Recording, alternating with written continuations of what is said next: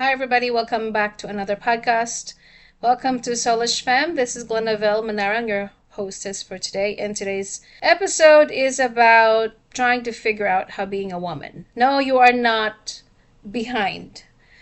Unfortunately, we have bought a specific program from the rest of the world, albeit maybe it was handed over to you by your parents, the standard of the society that tells you at a certain age you must do this and have your kids and have a picket fence house and buy a Lamborghini at the age of 40 years old. I mean, all the things that we thought that these were important, and fast forward as we're living now, we realize that these things are not that important really.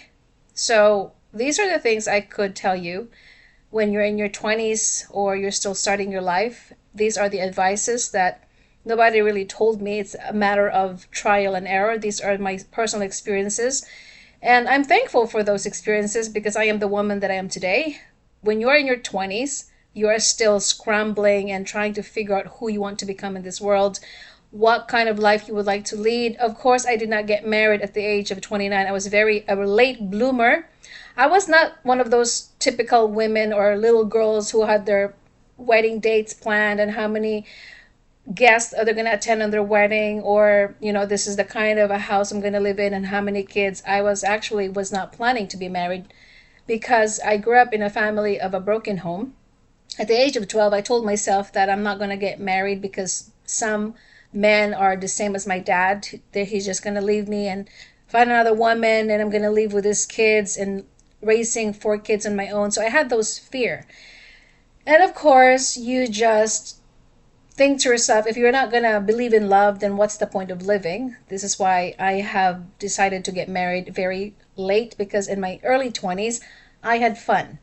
I promised myself that I'm not going to get married until I had fun. When I was in high school and somebody said to me that we're going to date, and after we graduate from college, we're going to move somewhere and we're just going to have kids. And I was actually afraid because I told him I'm not ready yet. And he was already proposing to me at the age of 18, and I was in high school and he was in high school and we were a long distance relationship.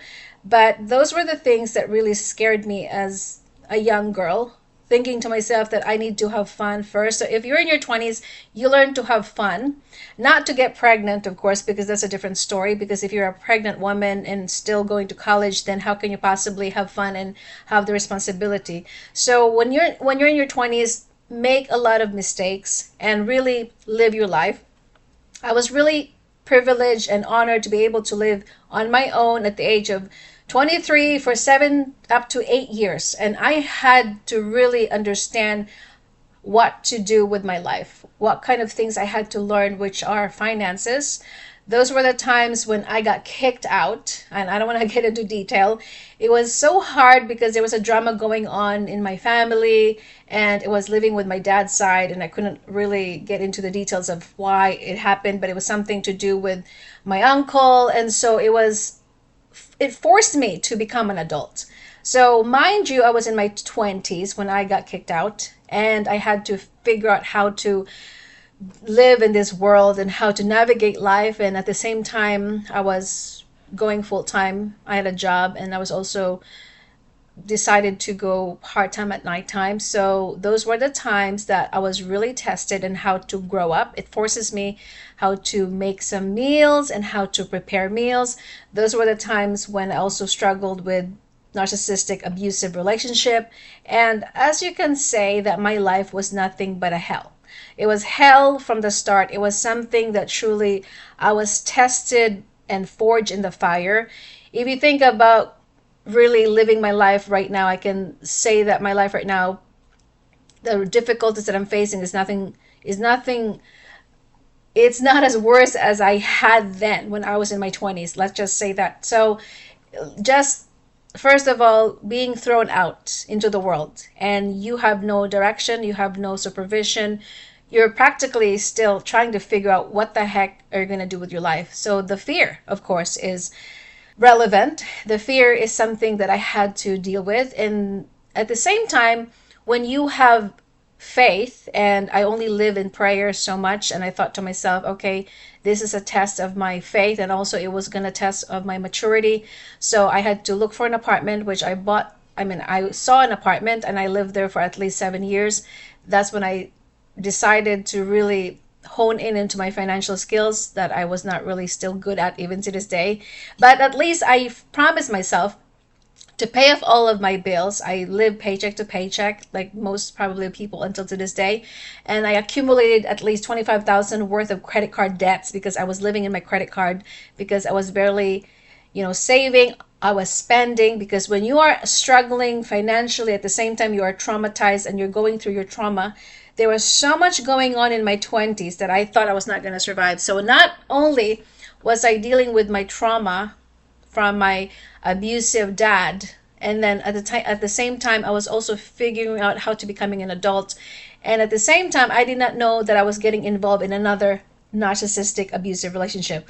So my life was nothing short of drama. It was nothing short of craziness, and I was going around trying to survive, and it was something that I had to really deal with myself, finding who I want to become. And I did not realize that until later on in life. So in my 20s, I also learned how to have fun, made a lot of friends, hang out in the weekends, went clubbing and karaoke at nighttime. And I also went to college. As I told you many times before on my channel, these were my defense mechanism. These were my crutches. These were my band-aids, because I didn't really want to deal with my past. So what did I do in my 20s? I feel like I was a bird, fully free from out of the cage. I could do whatever I want. I could finally just live however I want without person telling me what to do. But my finances were struggling. But with God's grace, he was able to provide for me financially. I don't know how. It was a time that I said I went to the library and searched some books on how to budget. So if you could tell your younger self, and if you're in your 20s, you should learn about finances, how much you're making. These were the basic things I have to learn. How much income you're taking home after the tax. This is the gross versus the net income. So the net income is after your tax payment. And then you subtract your variables and your fixed expenses, figuring out how much you have left over. So basically my leftover was minus $15 per month. That was my leftover after taking, the rent, the utilities, plus your car payment, your car insurance, your food, gasoline. So you have to take those things in consideration. And it was still kind of like expensive when I was living there in the East Coast. And I don't know how. As I said, it was the grace of God that I was able to pay off my rent. And there were times that I would be late on my rent, and I have to really just pay the extra fees and talk to the landlord of saying, I'm not going to be able to pay, this date, and is it possible that I'm going to pay this date? So I had to really learn how to negotiate. And also on top of that, I also have to stop buying so much food outside, and I had to learn how to cook. Thanks to the Food Network, I had to learn how to cook pasta. That's when I learned how to cook simple recipes, going to the library, and also borrowed some cookbooks. And as I said, when you are living on your own because you don't have a choice, because nobody really was there to help me or to rescue me, that's when the time that you're being tested. And I think those were the preparation that God had me to deal with, because fast forward, they become handy now that I'm a wife. It's now becoming handy. And I told my husband, and I sometimes joke around saying to him, if you would have met me before and you would have met the woman that I was, very broke and didn't know anything about finances. I was all over the place, disorganized. I was irresponsible. I was always spending money like there was no tomorrow. My money probably would go into makeup. I would always go buy some clothes that I don't need. I always get my hair cut at least every week. That my hairstylist would sometimes tell me, I am not going to cut your hair anymore because there's nothing for me to cut because it was already too short. I had a short hair above cut. But because I did not know that there was a correlation between my hair and the things that I was struggling inside of me. I didn't know that as a woman, we pick in our hair when we are going through distress, when we are going through some kind of trauma in our lives. We usually try to change our appearance because we think that this thing is going to help us relieve our stress. Apparently, these were just some kind of a band-aid. So I was using my hair to help me overcome whatever it is that I was dealing with. I didn't realize that until later on. Maybe you could agree with me or not, but it was something that I had to spend on my money, hair, and on the makeup, on the clothes that I don't need. And I was always getting into debt, even though I know I should save money. But then I had this fear later on in my mid 20s that I told myself, if you're not going to get your act together, you're going to be homeless. You're going to live out in the streets. So I had to get my act together. I have to get my house in order. That's when I really had to said to myself, you don't have a choice. You have to pay off your debt right now. And I had to ask for consolidation and help to help me be able to pay off those debts slowly but surely. And I promised myself that before I get married, I would pay off my 25,000 worth of credit cards, that I'm not going to bring this to my marriage because it's going to be another problem. So I also promised to myself that if ever I'm going to have a credit card, I'm going to only have one credit card to my name, which I also kept that until to this day. So these are the things that you have to really learn how to cook, learn how to budget, learn how to manage your time wisely. And I also went to school and also decided to just get myself busy, although I went to school for no apparent reason. I thought it was a waste of time because somebody told me to just go to school. It was kind of advice that the world give you, go to school, but then you don't know exactly what you're going. So if you are a person and you're still in college and you have no idea what you're going to major in, and you're just going to end up getting a degree and you cannot get a job after you graduate, just don't do it. And because you're stuck with that student loan anyway, like myself, I'm still trying to figure out how to get rid of the student loan. And if you are so sure about what you want, like being a nurse, being a doctor, a lawyer, or whatever it is, then go for it. But for the rest of us who didn't have any supervision, who didn't have a clear idea of what you want to become, I ended up getting a liberal studies because I was so confused of what I wanted. Mind you, I actually wanted to become a journalist, but of course my dad said it's just a waste of time. It's a very competitive career, so I opted out altogether. Another thing is that you do not listen from people's advice. When somebody tells you to do such thing and they don't really understand why you want to do them, don't listen to these people. The problem with me is I kept listening to the wrong voices, the wrong advices, that they're actually a failure and they have nothing to prove. And another thing that I was going to do back in college was that not to go to college after high school, but to actually get into real estate. And I should have listened to my own self, but I did not listen to that voice either. I ended up listening to that voice that was leading me nowhere. So instead of listening to your own intuition, your conscience, your God's voice, or whatever you want to name that, you should follow that. Looking back, I should have obeyed that intuition, because when that intuition tells you, that is so clear, it is actually guiding you to the right way. Apparently, but because you're still a child and you still don't know exactly what you want, and when you ask people for an advice, they tell you so many advices, but at the end of the day, it's actually doing disservice to you because you're not them and they're not you.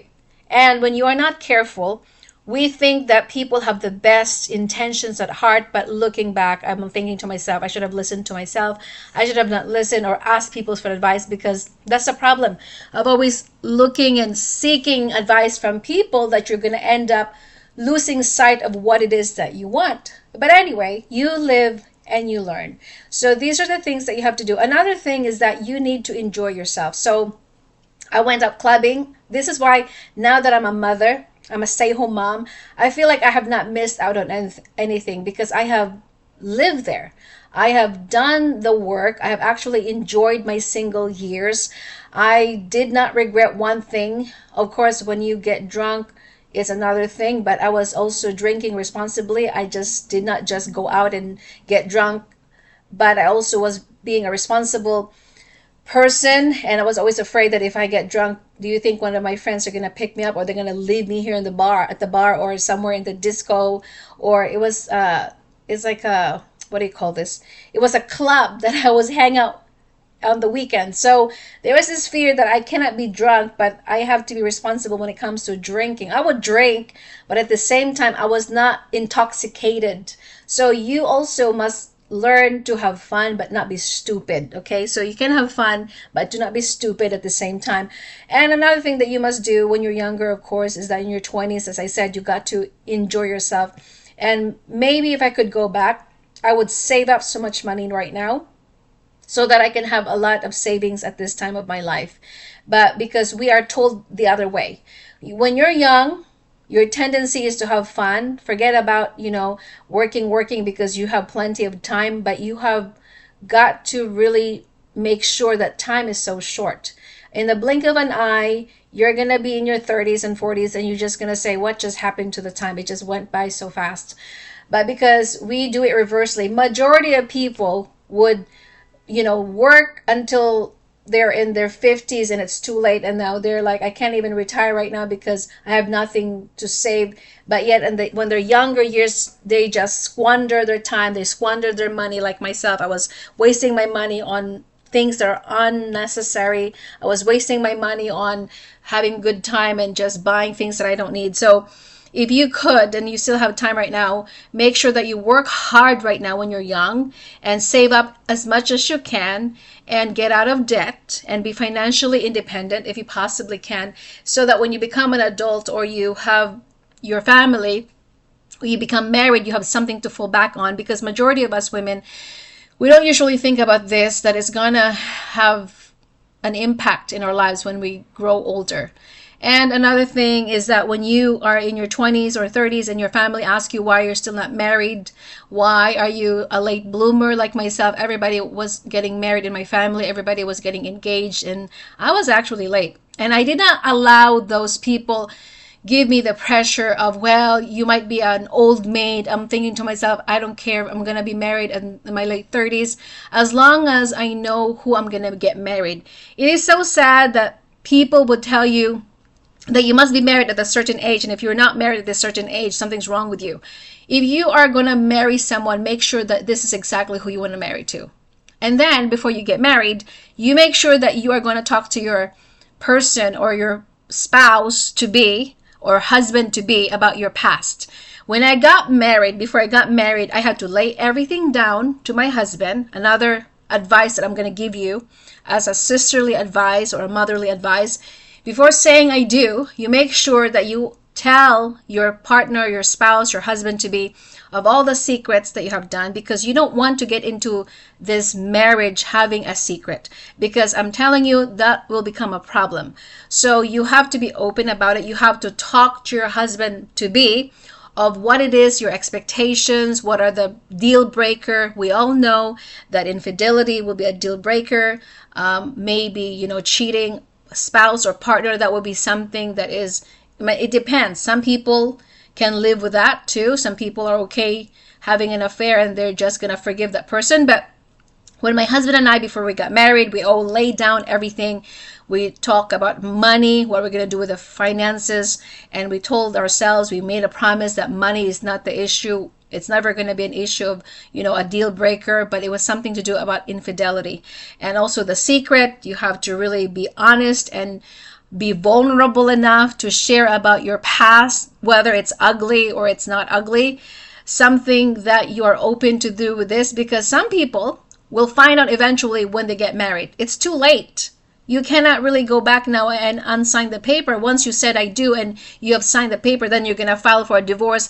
It's another headache. Might as well be smart about it and prepare for your future and just not discuss about things when it's too late. Some people get into a marriage without even counting the cost. Jesus said when you build something, you must count the cost. And people signing up for something like marriage is a commitment. It is not something that it's an easy task, because it takes a lot of two people, and there's going to be laws involved, and there's going to be alimony involved, and if you have a child, it's going to be a lot of headache. So be aware of those things, that when you really get married and you commit with someone, make sure he is the one and you're not have the doubt.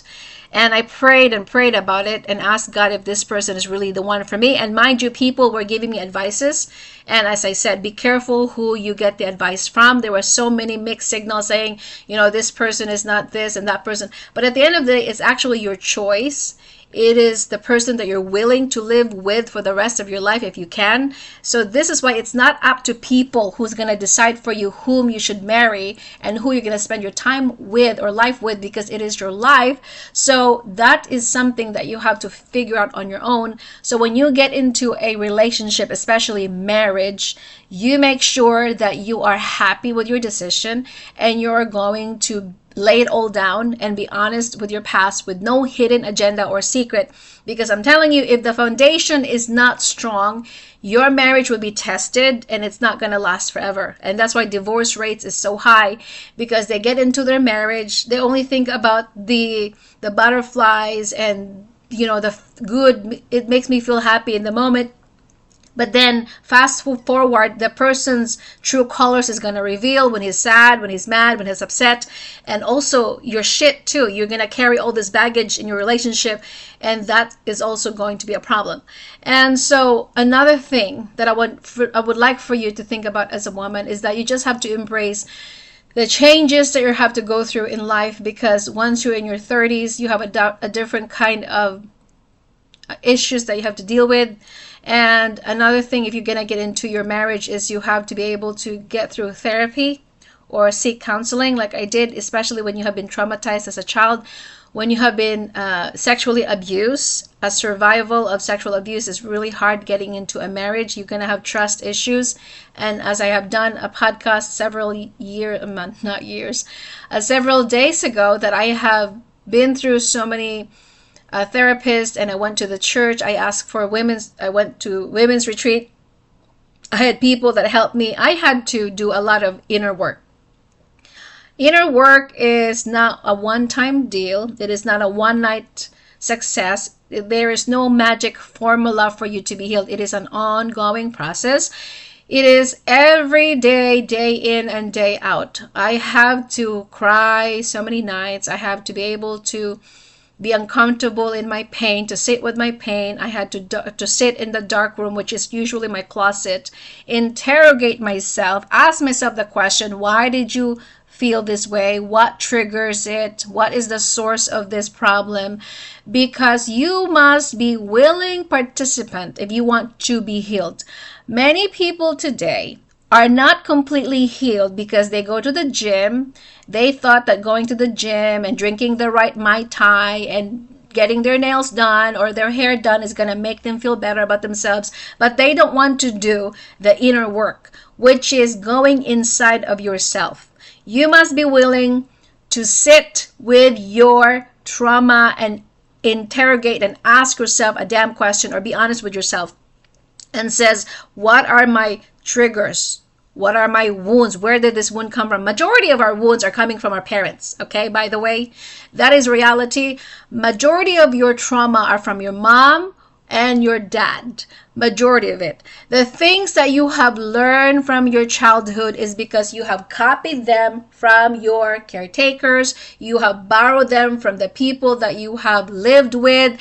These are habits. These are adapted behavior that are toxic sometimes.